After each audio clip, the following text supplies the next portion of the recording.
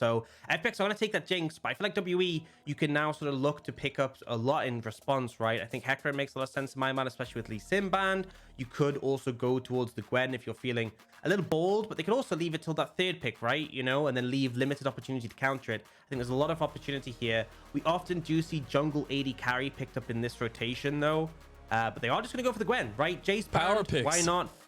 Yeah, there are still counters, and it's kind of like those best AD carry, best top laner. Both teams are secured a lot of scaling elements. We'll see what WE up for. Zhao even an option as well, but I think often we'd see an AD carry picked here, just because, you know, if you want the Aphelios, if you don't pick it now, you're kind of pressured on that third pick to secure it. But I really like this combo into Jinx specifically. We've seen it a bit less since the Bruiser item changes, but it's so hard to team fight as a Jinx when they're both just immune. Like, what are you supposed to do? The Venn diagram composition is too strong against Rockets there. We'll see what the response is from FPX, though, because they do obviously have the 2 picks here going into the final pieces of the first phase. And especially, you know, trying to set up that jungle matchup, I think, is crucial. Not getting that banned out more so for the side of FPX, at least, and getting something stable and aggressive for Clid, as the Viego is the lock-in. Yeah, I like Viego, honestly, into Gwen in general, because I feel like he's one of the champions that has, like, the DPS to kill her in the Shroud if there's some CC onto her. But ultimately, it does mean that, you know, I'm looking at FPX. Are they going to pick the support here? Are they going to pick the mid here? Are they going to pick top here? Top to answer Gwen makes sense. Mid to secure a good matchup could also. But they are just going to go for the Gnar, so it's a matchup that can punish the Gwen early, but not exceptionally so, right? It's not like the Jace, but it will apply a lot of pressure. And now WE, this is kind of expected, right? To pick the Aphelios to trade off. You're kind of forced into that, otherwise it would get banned in the next rotation. So now both teams have top laner, jungle, AD carry. We're looking towards the support and mids. Some of the mids we typically see banned away are like the Vex, the LeBlanc, right? Twisted Fate still open and available, has gone through the draft phase so far. I also feel like in terms of supports, we often see things like that Tom Kench on the side of the Jinx often being prioritized. Yeah, absolutely. But what I love here is both teams putting a lot of resources, at least in the draft, into the mid lane, into the Care versus Xie matchup. I think that's so telling at how the adaptation has come through for both these teams as the season has gone on. Vex, Zillion banned by Team WE. You had the Ahri ban by FPX, and waiting on that last one. I would, as you said, kind of like to see a little bit more of that support focus, but we do get the last ban of the TF. So full man mid prio in the first draft. Yeah, and I feel like if there's a mid laner standing out still here for WE, you could take it there. Alternatively, it looks like they might just go for the Rakan. Definitely a safe sort of pick. And I feel like one of the things, when you look at FPX composition, they are kind of lacking primary engage, right? So I feel like as a result, you're quite comfortable taking Rakan, as Hung taking Enchanter leaves some holes in FPX composition. I feel like, you know, there's times when the enemy team will take an Enchanter and that'll also make things difficult. But actually, looking towards the Tom Ken, so does leave them a bit limited in terms of engage, I will say, if they do go in this direction. Which is why, you know, to me, Leona makes a lot more sense, right? You want someone to have that go button who can charge in, especially when it is Hung who is piloting it. So yeah, they will lock that in. Less safety for the Jinx, but they have that go tool. Now towards the mid lane, you know, with the Viego, I feel like you could just go for something that's going to just try and contest priority. You could go for something like, there's a variety of options, and it needs to be something blindable. Orianna even is something that we've seen a fair bit of. So really just depends what Care feels comfortable on in this matchup. And actually, this is an interesting one going towards the Akali. It does hold up well in the side lane against the Gwen, but leaves limited sort of protection for this Jinx, right? The whole composition feels like they want to dive forwards with the Jinx just on the back line. But that's the power of Jinx. Maybe we've gotten to a point in the LPL where you don't need to worry about it. She's going to be strong either way. You just put all the thoughts into the top side, the solo lanes, and then Jinx will come up later. You know, Arcane is a 10-episode season. You got to wait a little bit there. 9 episodes, actually. Nah, sorry, Rip. Wrong. Lore is off a little bit. Call yourself a fan. Oh, no, I've been outed. Speaking of, LeBlanc is the final lock-in for Team WE. So she ain't going with a little bit of that mobility and aggression to answer Care's Akali. Honestly, I really like W's composition here, right? LeBlanc is a decent matchup into Akali, because if you land the chain, she gets revealed, right? If the chain connects and then Akali shrouds, like, he doesn't have a way out. I feel like the Zhao Gwen so strong in team fights, and then most of FPX is going to be diving into, which is prime opportunity for this Aphelios, right? The only thing that's like kind of a concern is this Jinx, I feel, but they have so many tools to deal with it. How is Jinx supposed to function when she's hitting that Venn diagram where they're just immune? So I think WE have come out of this draft in a really comfortable position. That being said, they still have to play it out. So looking towards that. And also, when you look at the composition for FPX, if they get a reset, right?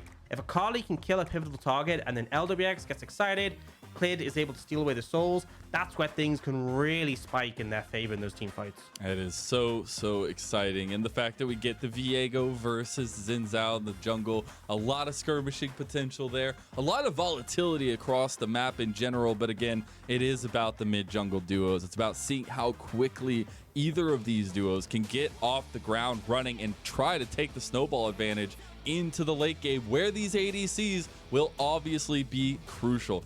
Keep your mind on LWX and Xing as we go into the later game, but all eyes on Clid and Care versus Beichuan and Xie as game number 1 of week 8 kicks off. And it's FPX versus Team WE, a best of 3 to push FPX further into the season and try to solidify those playoff spots. Team WE, the spoiler. And I think WE, you know, as I said, this draft is the best opportunity for them to play spoiler. I talked about the importance of that mid jungle and impacting the rest of the map. I feel like WE have the advantage here in Care.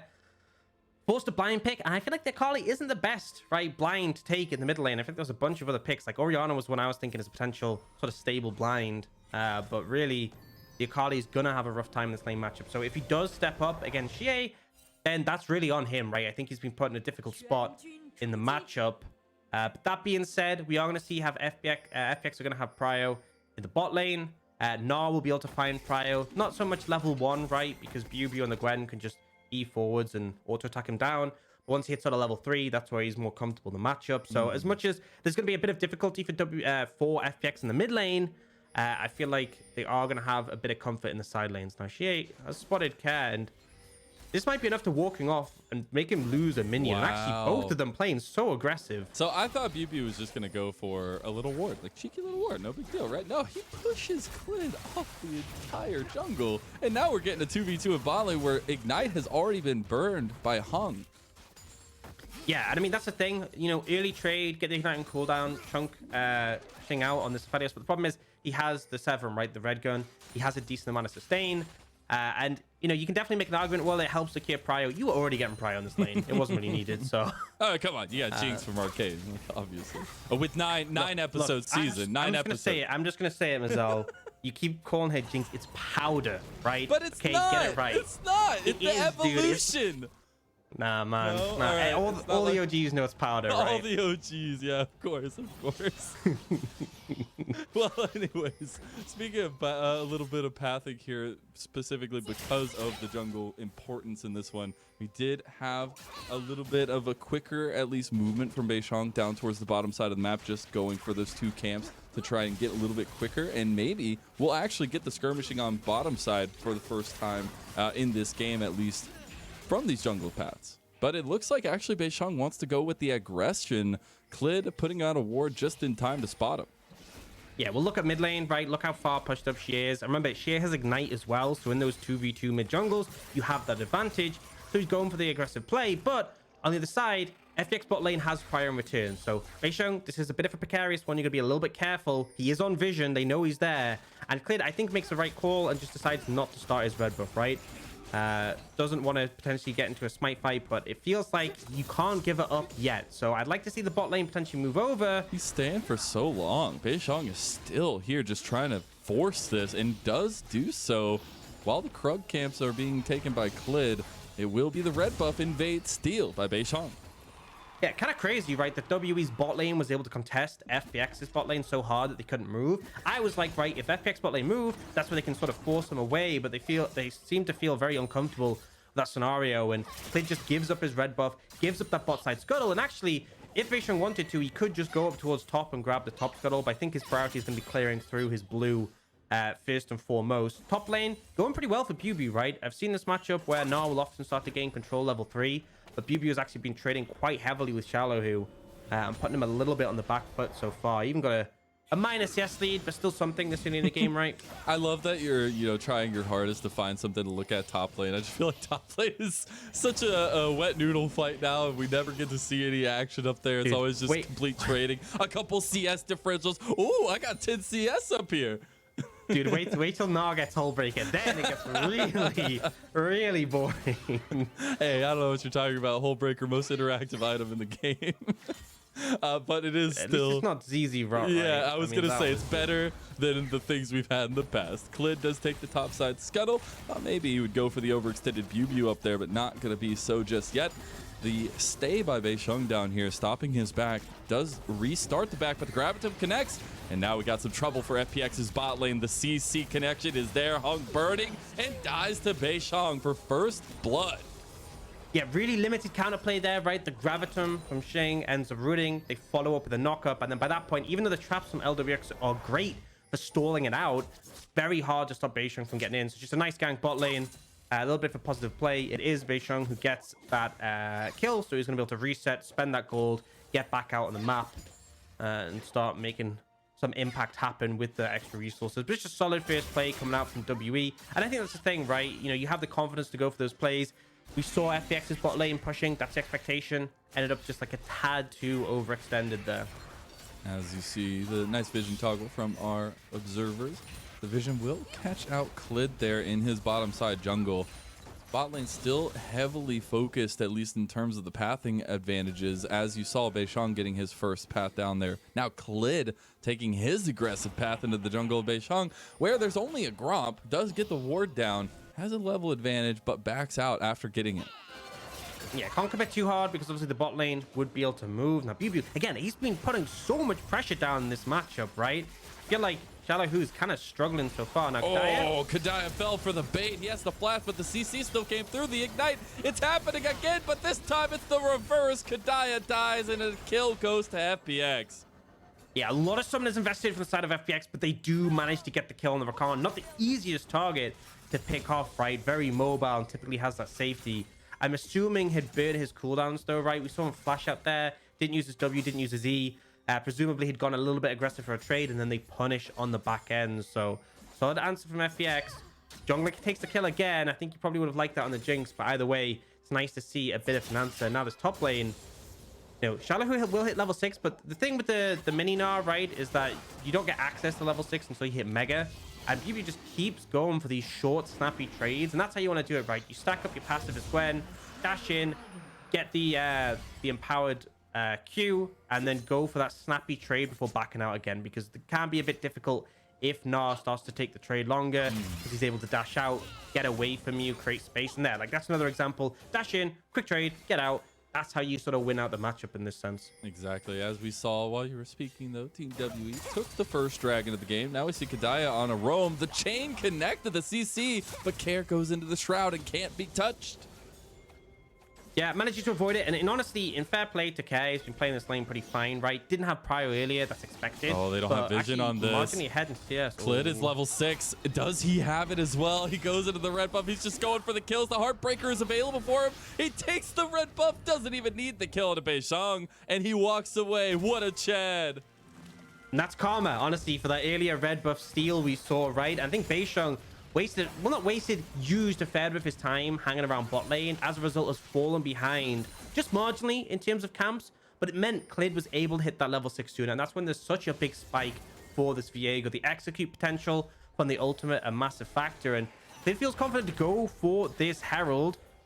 Doesn't have prio mid, but does have prio top. But critically, neither support moved up at this point. Yeah, no 5v5 this time. Could be an oddity in the LPL, but we will get the 3v3 as everybody comes together. The Rift Herald already taken, but Beichuan goes in with the Crescent Guard. xiaolaohu with the Mega Gnar ulti, but BiuBiu's here now. You got to be real careful. xiaolaohu just dies as Team WE walk in and actually are going to continue to press forward afterwards into the jungle of Klid.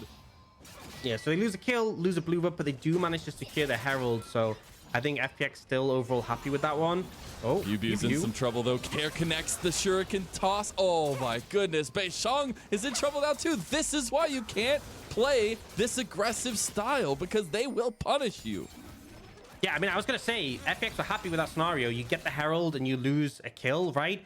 getting 2 kills on the back end. Flawless. And I feel like WE just a little bit overzealous there, right? They forced FPX away, but just hanging around in the jungle, especially against a Viego. It's so risky because of that ability just to get the resets. Now, we see good smite secure coming in from Klid. xiaolaohu goes in to grab the Herald, and the other two just accept we need to escape, right? They burn a lot of cooldowns onto Beichuan, who basically soaked up the Zult.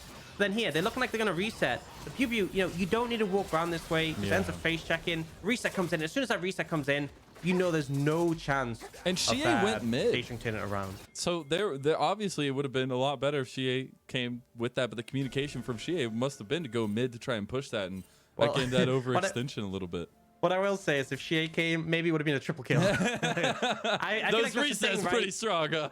yeah. I feel like that's the thing. It's just the play was a bit. You could have taken the blue, backed away. You could have even passed it off to Xie, but just that path walking through, the expectation for BiuBiu is you walk through there, you dash over the wall, but it's just risky. But I think it's a heads-up play from FPX to catch out on that one. Beichuan it's just a trade of reds all game. Yeah, it literally is. It's just you know, they've decided ahead of time that, you know, they just want to keep each other's distances. And Team WE coming in with the bodyguards here for Beichuan. Jeez, man. Objective secured, right? It's just like, well, I guess I don't get my red buff again this game.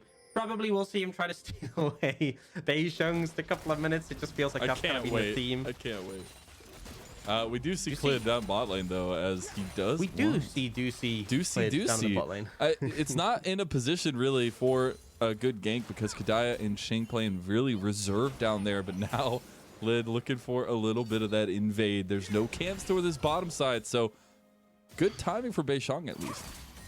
Yeah, won't find anything in that situation. Oh, is Xie just about to solo? Okay, care. He misses the perfect execution. Oh, and Xie with the outplay. Looks for the play, and that's the critical thing. Klid. He does have Beichuan here on the backside too. Yeah, a little bit of aggression from Klid. The Mega Death Rocket goes way wide, and Powder from Arcane just missing a little bit. Yeah, Powder needs to work on that aim, but ultimately, Care sees the win. Oh, still seeing more. Okay, all right. We'll calm down a little bit. We'll calm down. Care sees the potential, and this is a critical thing of the LeBlanc Akali matchup, right? You actually have, this is a rarity, but you actually have the ability to keep up with the LeBlanc, and the critical thing here is that Care hits the Shuriken after the R combo, thinks I have the burst damage. Yikes. Ult. It's you were trying to predict the flash, right? Or just burst him out before he has a chance to react. I feel like if Care was more patient, would have for sure killed Xie. Yeah. And then it would have been a 1-for-1 probably. He probably still would have died to tower. But Care just gets overzealous, feeling himself, and Xie with a good response in the situation. But it kind of shows, even though this matchup is LeBlanc favored, right, in the laning phase, you still have to respect the Akali. Yeah. If you do get caught out, if you do get that Shuriken latching onto you, it can be a little bit risky. And Xie saying, you can't come at a veteran like me. I'm coming back in the league, all right, Care? You just had your first series. Come on. We will see Team W taking the aggression down bottom lane. Moonlight Vigil connects with the Graviton, and Kedaya wants it. He flashes forward, tries to get the grand entrance, but can't do it. Yeah, a lot invested there to try and pick off Klid. And I think it makes sense, right? You take out the jungler, good chance you can just secure that dragon. But ultimately, Klid survives, has the Divine Sundra, and obviously the healing just from being the jungler off the camps will be able to sustain up. And now basically back up to full HP, ready to contest this dragon. Now, TP critically from both top laners has been used, so this will just be a 4v4. It's a 4v4 scuffle. Xie going back to the mid lane to push that out. Team WE dragging the dragon out of the pit here, just trying to get that priority there for Xie and bring him back into the fight. Dragon will reset though at the moment. FPX just playing the waiting game here while they lose their mid tower to the minions. Yeah, missing to farm in that situation for FPX, but I feel like they were really committing to this dragon. They really, I mean, both teams are just committing so heavy. Solar Flare, the dragon secured by Beichuan. Mega Death Rocket though on the back. Can they get the resets off? That's the crucial piece. But Team WE are scattering, and FPX can't get anybody off the back of it. Yeah, I mean, it's so hard to find that initial pressure, right? We see the immunities come down from both the Xin Zhao and the Gwen, so they can't really find the momentum. And I think WE make the right call there. They disengage. They got the dragon. They could maybe look to continue that fight. I think the odds weren't awful, but why risk it, right? You got the objective. You got what you want. 2 dragons in pocket. And we're looking at a Cloud Soul as what's going to be resulted in if we get one of the teams get the soul. I think a lot of times, you know, people are quite critical of Cloud Soul. Like, it doesn't have any sort of raw combat power, right? In terms of, you don't do more damage, you don't take less damage, like it's all about the speed, man. Or Infernal. But yeah, the speed. And I think critically for both BiuBiu and Kedaya, it's a really impactful one, right? I mean, you got the flat movement speed, which is nice. The fact that the quickness plus the activated ult movement speed is kind of nuts. And now Hullbreaker to get out of this one. Hullbreaker has been completed. He's about to have Mega Gnar as well. And Beichuan realizes what could be the turnaround. Yeah, but I hit Mega would just be able to ult him off if he did keep chasing. Now we do see FPX committing. And this is all members here, right? xiaolaohu just off to the top side. Finally, we get the 5v5, but FPX have already taken the Rift Herald. Now they're on to Hung for Team WE. Moonlight Vigil will seal Hung's death. And FPX get out with a couple scratches and one member dying. Yeah, and quickly taking out the Leona, right? The form of engage. Puts a lot less pressure on them, and now they can push up towards mid. Don't know if they'll be able to get the tower right now. A lot of wave clear from that Jinx. But maybe just a little damage here and there. I think we'll throw down the turret. Push the wave in. Won't find too much more, but they go aggressive. Look at Clay. Clit checked it, but nobody was there yet, and he dies because of it. What a turn from TWE. They are just keeping up the pressure, and you can see in Clit's player cam, he is upset about it. LWX getting about half his health bar taken off just from the poke of Xie. And it should be expected, right? You saw them leave mid down towards that bot side. You can't just go face checking at that point. Really just, I feel like a complete error there from FPX, but ultimately WE doing a good job to punish it. Applying that pressure. They did manage to get the Herald, but they will try and take as much as they can on the back end. You see Xie pushing this wave bot and go for the reset. Meanwhile, yeah, as you said before, Hullbreaker finished for xiaolaohu.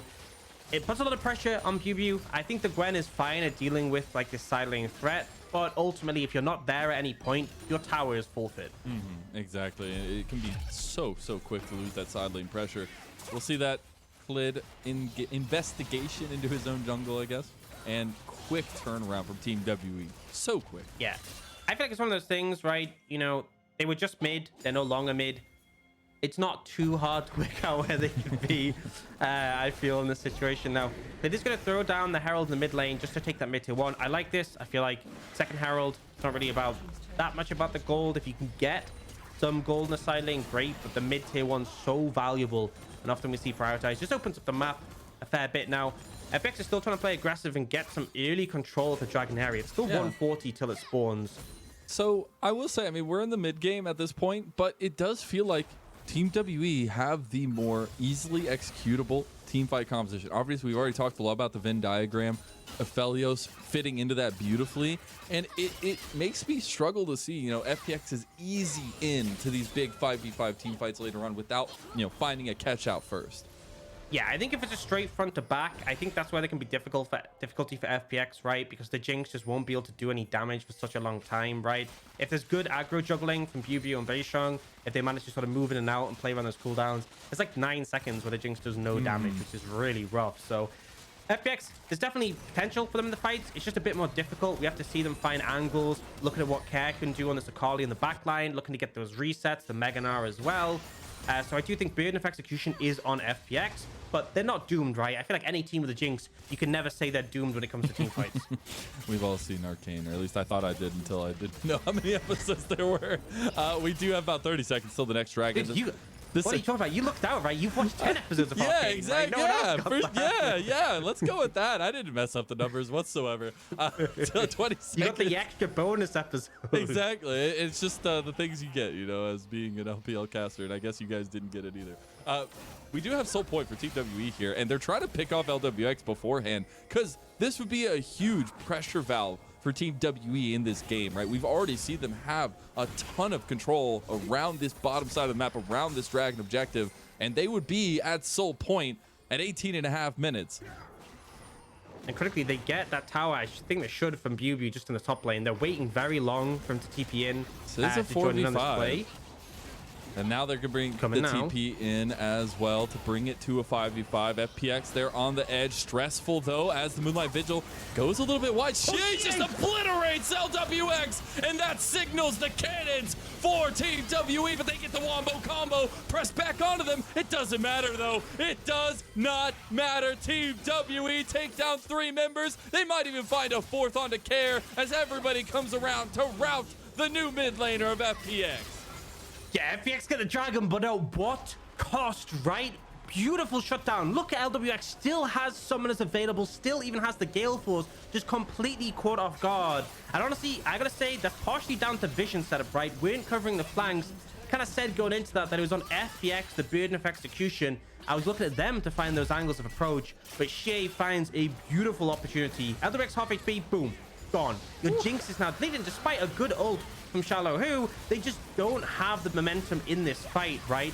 Beichuan soaks so much damage as you do on Zhao. They do manage to finally get him, but you're getting 1 kill and losing 4 off your own. Kedaya on the Rakan, man. These grand entrances are just aces every time. And I love to see this from Kedaya because we saw a huge amount of proactivity early on in the season from Team W, from Kedaya. And it's finally coming back, it feels like. And this Rakan is unlocking the play style of Team WE. And this is one of the sort of concerns we said coming out of the draft phase, right? FPX needed engage, so they looked for a hung on the Leona. Makes sense, right? Absolutely. You do want that agency, and often LPL teams will seek it out heavily, go for things like Leona and Nautilus. The problem is, you know, they were toying with the idea that Tom Kench, they don't have that. There's so limited protection for LWX, right? You can understand how the comp wants to work. The whole team aggresses forwards, and LWX is just on the back, picking up momentum, picking up resets. But the problem is that leaves him isolated and exposed, and Shea capitalized on that perfectly. And speaking of isolating alone, jeez, this feels so bad for xiaolaohu. He's just gonna get solo killed by Shea. He's gonna try to go for the solo. He does. Speaking of the it, shutdown of xiaolaohu. He's getting back up to signal the reinforcements because Care is here. Crescent Guard out, but it doesn't matter. The flip comes through. Perfect execution out. The Mega Death Rocket changes things though, as Hung comes with the big Zenith Blade, and now LWX is taking him down. He survived, but it's still powder, and it's still arcade. Big resets coming in for FPX. Critically, they managed to get all the gold from the shutdown. Critically on Shea is the important one. 700 gold in xiaolaohu's pocket. But man, I feel like Beichuan should have died far sooner than he did. That gold drink at the end keeping alive for a bit more. Now, no, don't do this. FPX back I think away. he can fight this. I think they can too. BiuBiu is also pretty strong. Solar Flare out from Hug just to start it off. Like, hey, you better back off this mid lane. Just zoning Solar Flare, right? Just managed to bring the Gale Force. Not too big, but yeah, I mean, the fight gets started there by WE, and I think the whole breaker in particular makes such a massive difference. Think how much resistances you get from this thing. So Shea kind of playing with his food in this scenario, just slowly ramping up the damage. Doesn't have enough to burst him outright. Has to steadily like land the double chains, distortions in. And the thing is, this is a mistake. You don't need a distortion in here because you have backup coming. But because he does, takes a tower hit, xiaolaohu gets the kill, and then Kedaya and Beichuan are just trying to catch up. They finally get there, and I want to just like highlight Beichuan. Ults away the Akali, great quickness that buys him time. But I literally thought that he was dead like in a couple of seconds, and then he gets this gore drinker here. I thought he was gone. Gets the gore drinker, manages to kill the Gnar, and it's still a favorable play for FPX, don't get me wrong, but man, if Beichuan didn't get that kill, it would have been really rough. Absolutely. It's kind of incredible that that went the way it did. We do have second item completions coming across the board here from majority of members. You got the Death Dance second for Beichuan, and the Hex Drinker second for Klid. A lot of change of priority in that item, by the way. Yeah, I think Death Dance so strong on the current patch, right? And this is the thing, Starrick's no longer really a good option pretty much at all, right? Later in the game, like super late 5th, 6th item, it sort of holds up, but far weaker than it used to be. So it's kind of there's two school of thoughts. Either you go for something like a Multiple Mortis, you can go for like the Death Dance as these AD options. You can also go things like Force of Nature, Randuin's, but both of them going for these AD defensive options. I think Death Dance makes a lot of sense when you go up like the Jinx, the Viego, the Gnar, right? You know, you're not really going to be the target so much for the Akali, but then on the other side, Multiple Mortis against a Gwen and a LeBlanc sounds absolutely great. Yeah, absolutely. To add just another third absolutely, this setup in the mid lane is TWE. Absolutely. Oh my goodness, we gotta stop. The mid lane tower is almost dead here as Xing puts in a couple more with Care on the side. Xing will just die here. Oh no. Xie, he can't get the damage off him just yet, but now he's still there. Mega Gnar. Oh my god. Care goes for the kill, but overextends himself, and Team WE are taking the fight now. Hullbreaker won't save you this time, xiaolaohu. And actually just be enough to go for Baron, right? You don't care about the Drake. Klid will probably head over and just solo it, but it's second for them. Really meaningless. They secure the Baron. A 4-0, and yes, Xing just go down. But what was really great about that team fight from WE, was the peel and the protection. He should have died so much sooner than he did. And Kerr gets locked down for long enough. He actually has to stop Zhonya's himself, which just buys time for WE to turn things around. And again, if it is going to end up being that front to back, WE are just so comfortable. Baron will be secured. There were 2,000 gold lead before this, going to push them up to about 3,500. Yes, they lose a dragon, but watch again this team fight. So we see Kerr come in on this flank, and look how long Xing actually survives, because Kerr gets locked up by the quickness.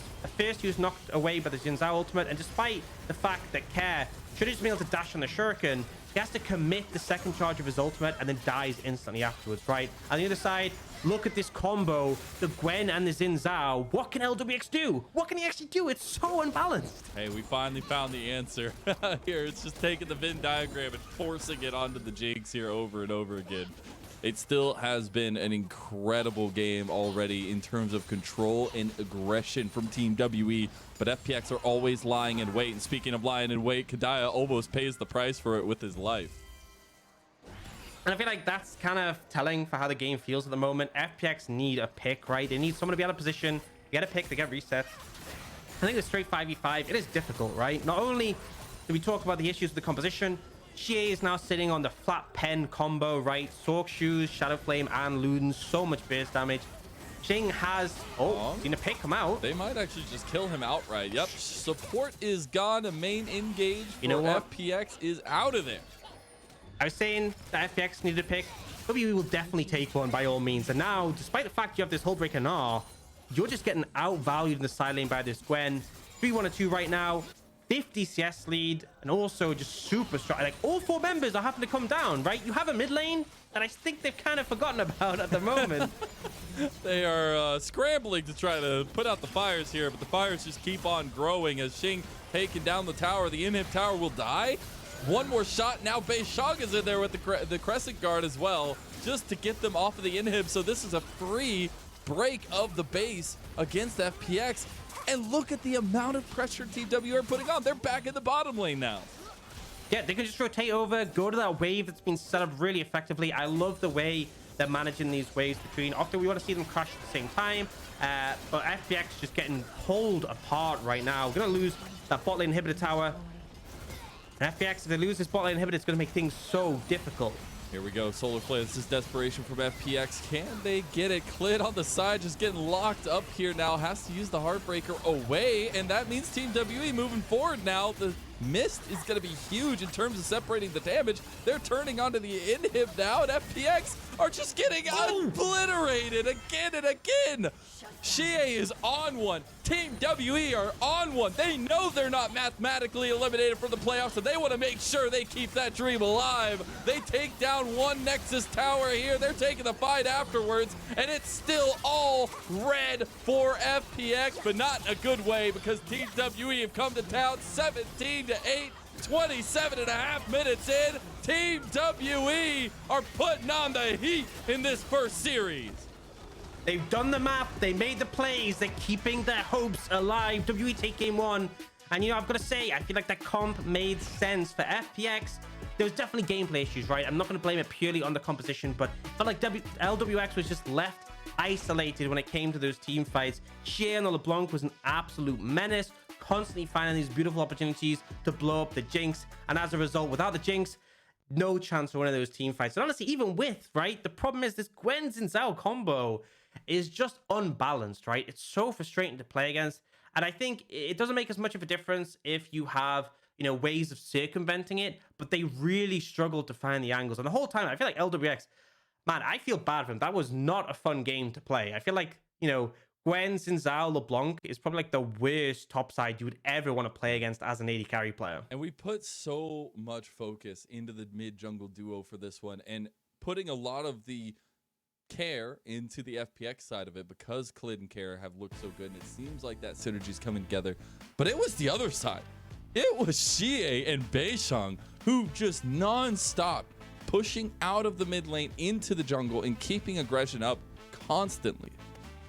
Dude, look how little damage LWX did. 5,420. And that's like not me trying to dump on LWX here.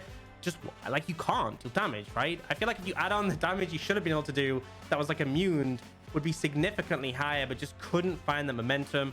Right, it was a little bit of a back and forth earlier on, but I think when it came to the team fights, WWE absolutely delivered, and it wasn't just a composition difference, it was also individual members stepping up.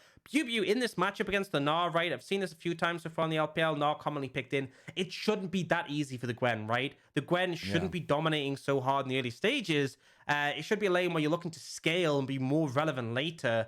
But really, he just gave it to xiaolaohu. So, you know, credit there. I think credit in the mid lane as well for GA. Strong performance. Solo lane is really being solid there for WE. And we said from the beginning of that game, right, it was about ease of execution on the side of the Venn diagram and a little bit of the burden of execution on the side of FPX. So I'm looking for FPX to get something a little bit more easy to execute in the second game. We'll see how that goes, though. And if they do decide to do that, we'll be right back for game number 2 of our